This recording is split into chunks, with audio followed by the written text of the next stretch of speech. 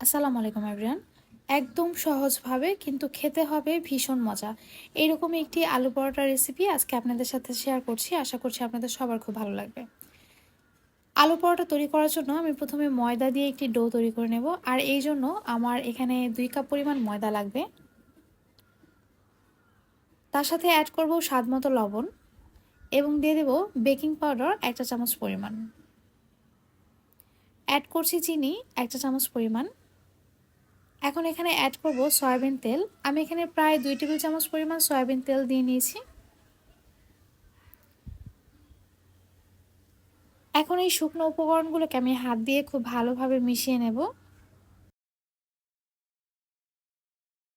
উপকরণগুলোকে একসাথে খুব ভালো করে মেশানো হয়ে গেলে আমি এখানে গরম পানি দিয়ে দিচ্ছি ডো তৈরি করার জন্য। ঠান্ডা পানি অথবা নর্মাল টেম্পারেচারে থাকা পানি দিয়ে যদি আপনারা ডোটা তৈরি করেন, সেক্ষেত্রে এই ডোটা কিন্তু রাবারি হয়ে যায় এবং শক্ত হয়ে যায়। সেক্ষেত্রে এটা বেলতে কিন্তু কষ্ট হয়। তাই আপনারা অবশ্যই এই ডোটা একদম ফুটন্ত গরম পানি দিয়ে তৈরি করবেন। আমি অল্প অল্প পানি দিয়ে এই ডোটা তৈরি করে নিচ্ছি। এই ডোটা তৈরি হয়ে গেলে আমি এটাকে রেস্টে রেখে দেবো প্রায় আধা ঘন্টার মতো। এখন পরোটার ভেতরে যে পুরটা দিব সেটা তৈরি করে নিচ্ছি। এটা খুবই সিম্পলভাবে তৈরি করছি। আর এই জন্য আমি এখানে নিয়েছি পেঁয়াজের বেরেস্তা, শুকনা মরিচ ভাজা এবং নিয়েছি কিছু ধনিয়া পাতা কুচি। সাথে আছে সেদ্ধ করা আলুটাকে আমি গ্রেট করে নিয়েছি। সামান্য পরিমাণে গোলমরিচ গুঁড়ো দিয়ে আমি এখন এই আলু ভর্তাটা তৈরি করে নেব। প্রথমে পেঁয়াজের বেরেস্তাটাকে মরিচের সাথে খুব ভালো করে মেখে নিয়েছি লবণ দিয়ে। আর তারপর এইভাবে আলু ভর্তাটা তৈরি করে নিচ্ছি। আপনারা চাইলে এখানে একটু জিরা ফাঁকি অথবা চাট মশলাও ব্যবহার করতে পারেন। তবে যেহেতু আমি এটা খুব সিম্পলভাবে তৈরি করছি, তাই নর্মালি যেইভাবে আলু ভর্তাটা তৈরি করা হয় সেইভাবেই আমি এই আলু ভর্তাটা তৈরি করে নিয়েছি। এদিকে আধা ঘন্টা পর ময়দার ডোটাও কিন্তু রেডি হয়ে গিয়েছে রুটি বেলার জন্য।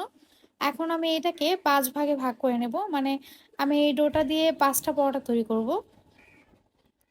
যেহেতু আলু পরোটা, সেক্ষেত্রে এখানে ময়দার ডোর পরিমাণটা একটু বেশি নিতে হবে।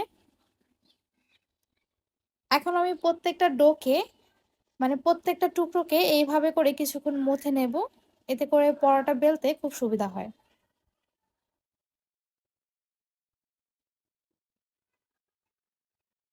একটা ডো নিয়ে হাত দিয়ে এভাবে চেপে চেপে দিয়ে নেব। আর তারপর এতে আলু ভর্তা নিয়ে এটাকে পুরো এইভাবে কভার করে নেব।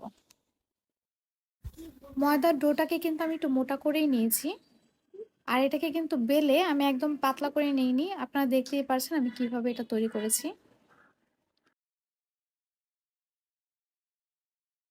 এখন চারপাশে একটু ময়দা ছিটিয়ে আমি রুটিটা বেলে নেব। আর এই রুটিটা বেলার সময় এটার উপর কিন্তু একদম প্রেসার দেওয়া যাবে না। আপনি যদি প্রেসার দিয়ে এই রুটিটা বেলতে চান, সেক্ষেত্রে আলু ভর্তাগুলো কিন্তু বের হয়ে আসতে পারে অথবা যে কোনো একটা সাইডে চলে যেতে পারে। তাই আলতো হাতে এই রুটিটাকে বেলে নিতে হবে। আর আপনি যদি ঠান্ডা পানি দিয়ে ডোটা তৈরি করেন, সেক্ষেত্রে আপনি কিন্তু আলতো হাতে এই রুটিটা বেলতে পারবেন না। তখন এটা রাবারি হয়ে যাবে। তখন পুরো রুটিটাই কিন্তু নষ্ট হয়ে যাবে। তাই এই ডো তৈরি করার সময় অবশ্যই গরম পানি ব্যবহার করবেন। আর দেখতেই পাচ্ছেন আমি কিভাবে আলতো হাতে এই রুটিটা বেলে নিচ্ছি। এটা কিন্তু খুব সহজেই বলে যাচ্ছে, রাবারি হয়ে যায়নি। যেহেতু এটা আলু পরোটা, তাই এটা খুব বেশি পাতলা হবে না, একটু মোটাই থাকবে। সেম ভাবে আমি সবগুলো পরোটা তৈরি করে নেব।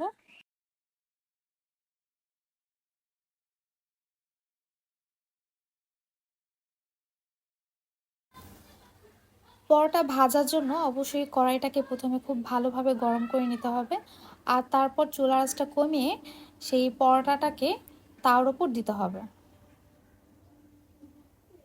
এক সাইড একটু ভাজা হয়ে আসলে আমি এটাকে উল্টিয়ে দিলাম। আর তারপর সামান্য পরিমাণে তেল দিয়ে দিচ্ছি। যেহেতু আমি আটাটাকে পরিমাণ মতো তেল দিয়ে ছানিয়ে নিয়েছি, তাই এখানে খুব বেশি তেলের প্রয়োজন হবে না। আপনারা দেখতেই পারবেন এটা ভেতর থেকেই কিন্তু তেল উঠবে।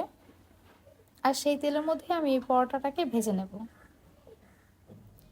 চুলার আঁচটা মিডিয়ামে রেখে একটু সময় নিয়ে পরোটা ভাজলে সেটা একটু ক্রিস্পি হয় এবং খেতেও কিন্তু খুব ভালো লাগে। আমি একটু সময় নিয়ে এপিট ওপিট খুব ভালো করে ভেজে নিচ্ছি।